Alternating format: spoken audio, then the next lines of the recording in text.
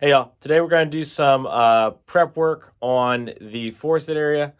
We're going to build some trees. We're going to start to rip out some of the creek to get ready for some more parts and to get some lighting cables ran.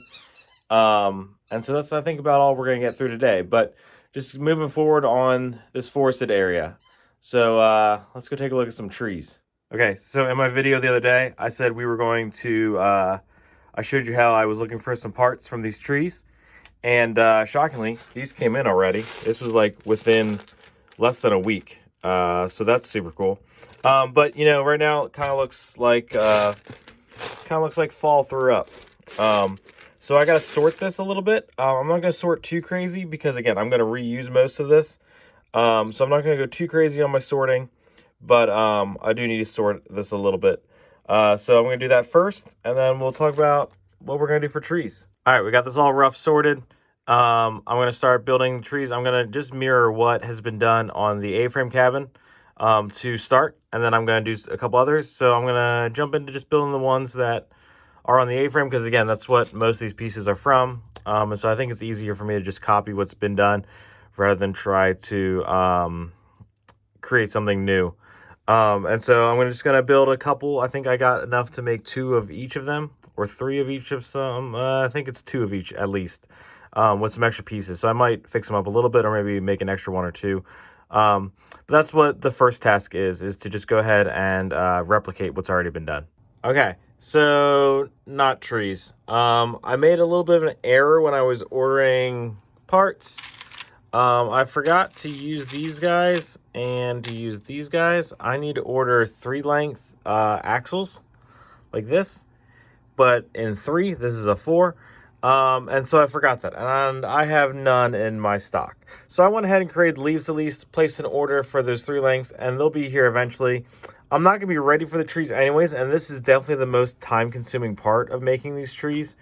And so this is all fine. It's all fine.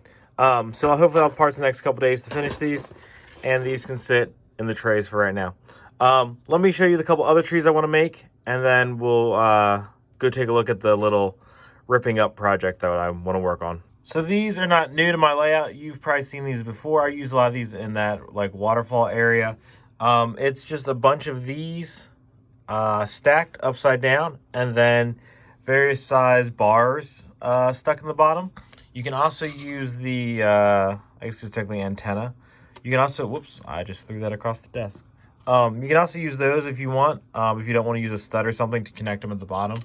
But you just stack a bunch. You can do various sizes. They all kind of work, and they especially work in kind of groups and clusters, especially with some other foliage stuff going on. They're really super effective for that, and they're really easy to build. I bought a whole pab cup of these one time, and I'm still using off that same pab cup.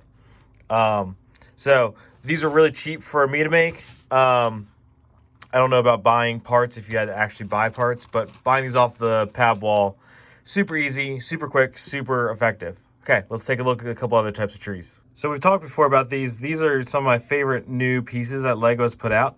There's also a wider version I haven't got my hands on yet, but I'm very excited to get those to use for trees.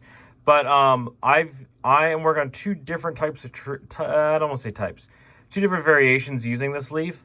The first is just stacking these leaves just right on top of each other. There's one with using the green versions on top with a cone.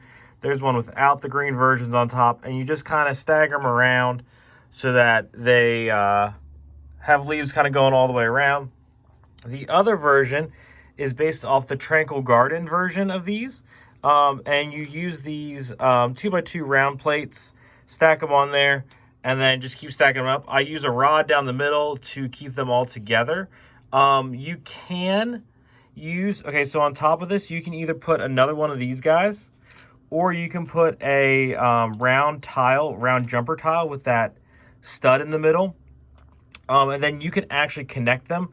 But since I don't have a whole lot of those in a non-offensive color, I just put another one of these 2x2 plates on there, and then you just gotta make sure that you don't lock them in. But the rod going up through is pretty critical then. So I have one of these rods at the bottom facing this way. I have another rod facing in this way, and I did need to use one of the jumper tile versions in the middle to connect the bottom rod, actually the bottom rod to the top rod, just so they were secure. But I mean, this is pretty secure. And so I'm going to finish this guy out, and then we'll take a look at it again, and then I'll show you. I made a real tall one for my city garden, so we'll go take a quick look at that.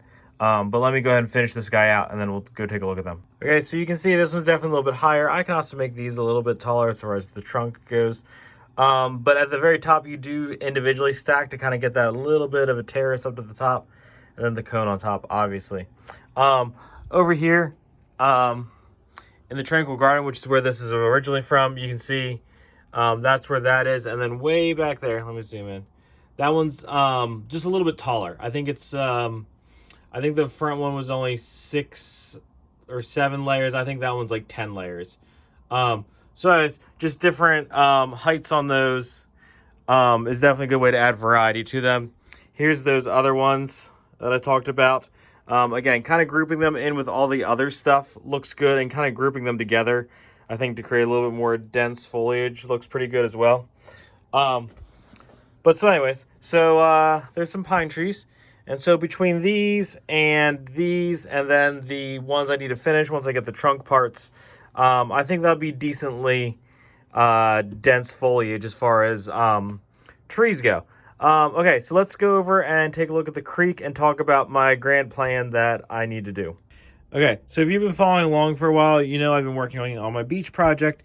And working on the beach project kind of inspired me to try something different over here. So right now, let me get down here a little bit closer.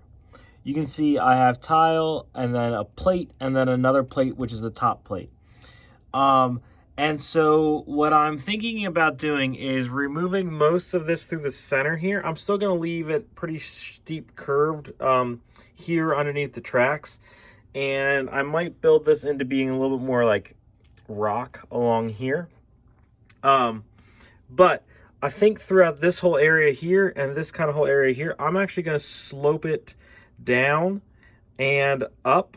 And so I don't want to say make like a marshy wetlands type thing, but just like make it a little bit more tiered down. And that also gives me some more places to put some more, some of the mushroom things. I'm going to use dark tan along the creek edge here, and then up to the green. I think that'll make a nicer kind of transition point too. And I think that might make this a little bit neater as well, rather than so like blocky like it is right now.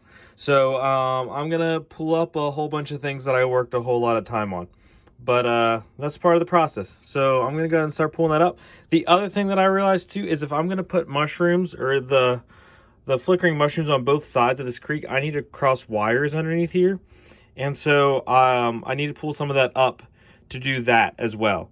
So this is going to be kind of a twofold thing as far as why I'm doing this, because I need to get some of this up to get wires under, and I need to get some of this up to redo the shaping. So let's start demolishing.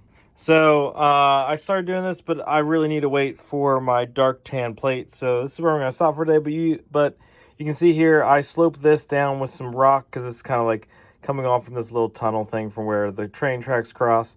And then back here also, I just said I wanted to do this with rock just because I wanted it to be a pretty steep cliff here.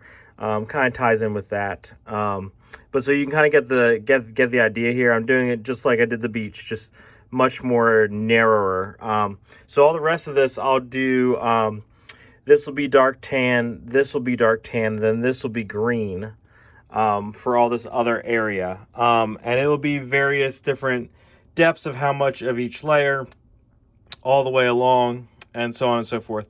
So that's where I'm going to stop for today. I'm also going to have to run some wires underneath, but I kind of need to get a little bit better grasp of where I want to put the mushrooms, because I have to put those boxes somewhere near, and I got to figure out paths. The one thing I do see, which is good, is that I can probably slip a wire underneath here and have it come up here, and then have it slip between these two plates. and just kind of run under, which is awesome because that means I don't have to pull up all these plates. I don't have to smash it between plates, which makes things a little bit easier. And then that way I can finagle back and forth if I need to on length. Because the problem with smashing it between plates is that it's stuck there. I can't wiggle it back and forth. And so I have to be real sure about those types of things. But I think that's going to be my crossing point for my one wire, because then I can hide my controller in here and I can do a cluster of mushrooms here, maybe a cluster here and a cluster here. So maybe do 3 clusters, kind of here, here, and here. I think that will kind of light up a lot of this area in here, because back here there's plenty of light coming from the trees and the A-frame and all that. And I think having some colored light down here would be great. I can maybe do one on this side as well and fish some wires under too, just because I am going to put, I moved it so I didn't knock it over, but I'm going to put the forest hideout down here. Oops, sorry. Down here in the corner. And so that will get a couple lights in it as well that I can hide some mushrooms around too. So yeah, so that's where we're at for today. Like I said, I'm going to wait till I get some dark tan plates in to continue on with this. But I'm liking where this is going. I think this is a good track with this. And thank you all for watching. Make sure you like and subscribe to stay tuned for some more. Thanks, y'all.